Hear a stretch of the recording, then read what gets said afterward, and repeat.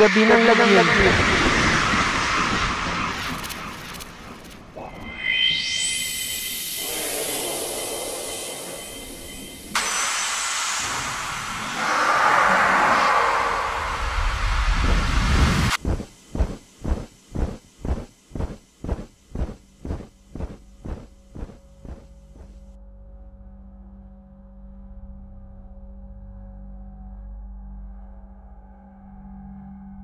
Magandang gabi sa inyong lahat. Ako po si Malik at kasama ko ngayong gabi ang aking kaibigan na si Gideon. Hello sa lahat ng nakikinig. Excited ako na makasama kayo ngayong gabi. Nasa unang episode tayo ng Gabi ng Lagim at napakaganda ng ating paksa ngayong gabi. Pag-uusapan natin ang Filipino traditional healing, partikular na ang hilot. Oo nga Malik. At hindi lang yan, papunta tayo sa mas malalim na usapan tungkol sa spiritual healing at mga supernatural na elemento ng ating kultura. Kaya mga kaibigan, maghanda kayo. May kakaibang kwento at kaalaman tayong ibabahagi sa inyo ngayong gabi. Siguradong mapapaisip kayo at baka nga mapapatingin pa kayo sa inyong paligid. Alam mo Gideon, napaka-importante ng hilot sa ating kultura. Hindi lang ito simpleng masahe, ito ay isang sinaunang healing practice na nagmula pa sa ating mga ninuno. Talaga? Paano ba ito naiiba sa ordinaryong massage? Ang hilot ay nakatuon sa pressure points ng katawan. Alam mo ba na ang mga manghihilot ay may special na kakayahan na maramdaman kung saan exactly may problema sa katawan? Parang magic naman yan ah. Paano nila nagagawa yon? Actually, may kaibigan ako si Alice, napakagaling sa hilot. Sabi niya, hindi lang daw ito tungkol sa physical touch. May connection din ito sa energy ng katawan. Energy? Parang chiba yan sa Chinese medicine? Medyo similar nga. Pero yung hilot kasi, may sarili siyang approach. Si Alice, halimbawa, kaya niyang ma-detect kung may pilay o nausog ang isang tao just by touching specific points. Grabe naman at effective ba talaga? Oo naman! Marami na akong nakitang na-heal ni Alice. Minsan nga, may mga pasyente siyang doctors na hindi ma-cure ang sakit. Pero pagkatapos ng ilang sessions ng hilot, gumaling sila. Pero may connection ba ito sa spiritual healing? Kasi napansin ko, karamihan ng mga manghihilot, may certain prayers din sila while doing the treatment. Tama ka dyan. At yan nga ang interesting part na gusto kong pag-usapan. Kasi ang hilot, hindi lang physical healing ang involved. May spiritual aspect din. Oo, tama ka. Ang hilot kasi ay may malalim na connection sa spiritual world. Hindi lang ito simpleng therapy para sa katawan. May kapangyarihan itong labanan ang masasamang elemento. Masasamang elemento? Ano ang ibig mong sabihin? Alam mo ba na ang mga manghihilot ay kadalasang tinatawag din para labanan ng kulam? Sa Hiligaynon, tinatawag natin itong hewit. Ay grabe, totoo pala talaga yung kulam na yan. Akala ko kwento lang ng matatanda. Hindi lang kwento yan. Maraming cases na nakita ko personally kung saan ang tao ay nakulam at ang manghihilot lang ang nakatulong sa kanila. Paano nila malalaman kung kulam nga? May mga signs yan. Minsan bigla na lang may mga pasa o sugat na walang dahilan. O kaya naman, may sudden illness na hindi ma-diagnose ng doktor. Diyan papasok ang mga manghihilot na may spiritual gift. Ang nakakatakot naman. So ibig sabihin, hindi lang healing touch ang ginagamit nila? Tama. Combination yan ng traditional massage techniques, prayers, at spiritual healing. Minsan nga may mga ritual pa silang ginagawa using special oils at herbs para matanggal ang masamang sumpa. Parang ang komplikado pala talaga ng hilot, no? Hindi lang basta masahe. Exactly. Kaya nga importante na pumunta ka sa tunay na manghihilot. Hindi lang physical healing ang kailangan mo. Dapat may kakayahan din silang protektahan ka sa spiritual attacks. Speaking of spiritual attacks, alam mo bang ang pinakamapanganib na kalaban ng mga manghihilot ay ang mga aswang? Aswang? Yung mga shapeshifter na creatures sa mga kwento? Hindi lang kwento yan. Sa katunayan, ang pinakamasaklap sa mga aswang ay kung gaano sila kahusay makihalubilo sa atin sa araw.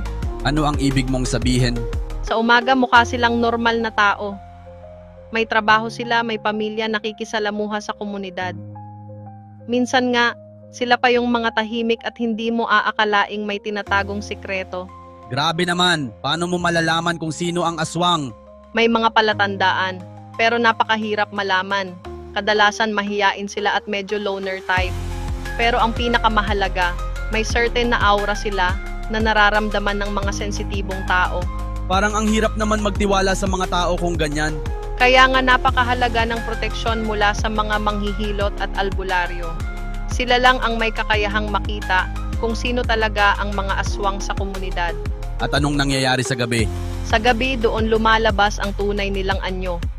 May mga aswang na nagiging malaking ibon, ang tawag natin ay tik-tik o wakwak.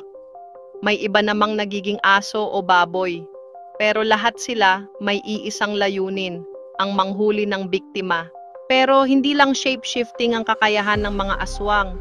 May ability din sila na gumawa ng doppelganger. Doppelganger, ano yon? Kayang-kaya nilang gumawa ng kahalintulad o kopya ng isang tao gamit ang mga halaman. Ginagawa nila ito para itago ang kanilang mga biktima. Paano nila ginagawa yon? Halimbawa, kapag kumain sila ng bangkay, pinapalitan nila ito ng doppelganger para hindi malaman ng pamilya. O kaya naman, pinapalitan nila ang isang buhay na tao. Yung doppelganger, babalik sa bahay ng biktima, magkakasakit, tapos mamamatay. Grabe, may iba pa ba silang powers? Oo naman, may trick pa sila sa boses. Kapag papalapit sila sa biktima, ang boses nila ay parang lumalalayo. Kaya yung biktima, akala niya lumalalayo yung aswang, pero nasa tabi na pala niya. Ang scary naman. Sino ba ang mga target nila usually? Mga bangkay, fetus, at maliliit na bata ang paborito nila. Madalas sila sa mga lamay o sa tabi ng kama ng buntis. May espesyal silang dila na parang proboscis para sipsipin ang dugo o ang fetus sa sinapupunan. Hindi ko na yata kaya marinig pa. At isa pa, super lakas nila sa gabi. Kahit anong laki ng tao, kaya nilang buhatin. Kaya mahirap labanan ng aswang kapag gabi na. Alam mo ba kung paano nagiging aswang ang isang tao? Hindi paano nga ba? Ipinanganak ba silang aswang? May ritual sila. Kailangan mong kumuha ng itlog ng manok na may embryo sa loob. Tapos, Itatali mo yung itlog sa tiyan mo. After ilang oras, yung sisiw sa loob ng itlog ay lilipat sa tiyan mo. paano yon? Pagkatapos nun, yung balat ng itlog ay ibabaon sa kawayan kasama ng langis ng niyog at dumi ng manok. Kapag nagawa mo na yan, congratulations, aswang ka na. Grabe naman yung ritual na yan. May ibang paraan pa ba?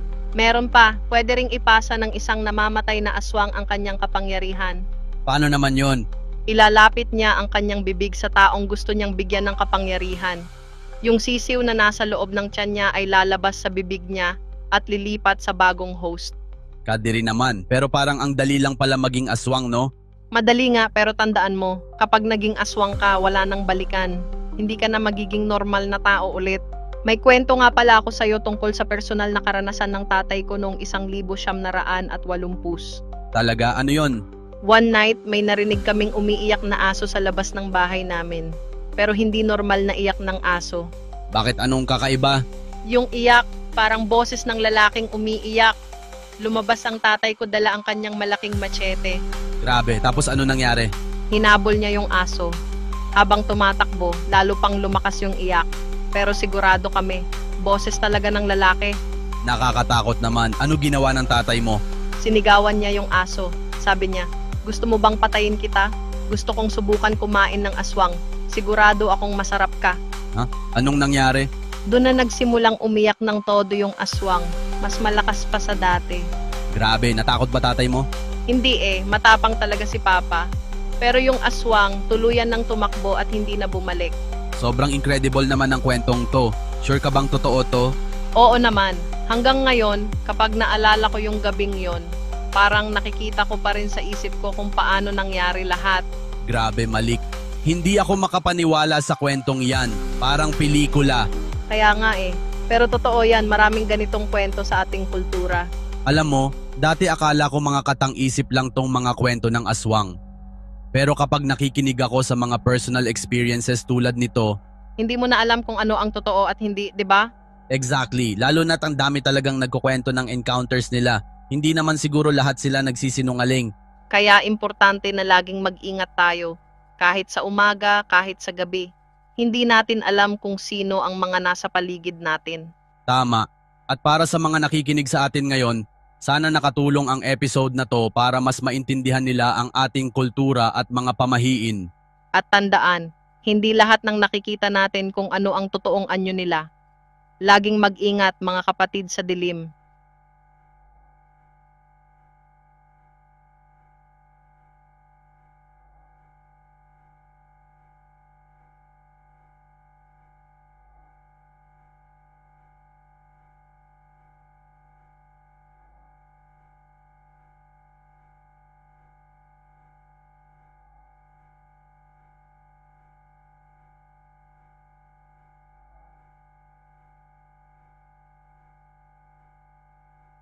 Gabi ng lagim.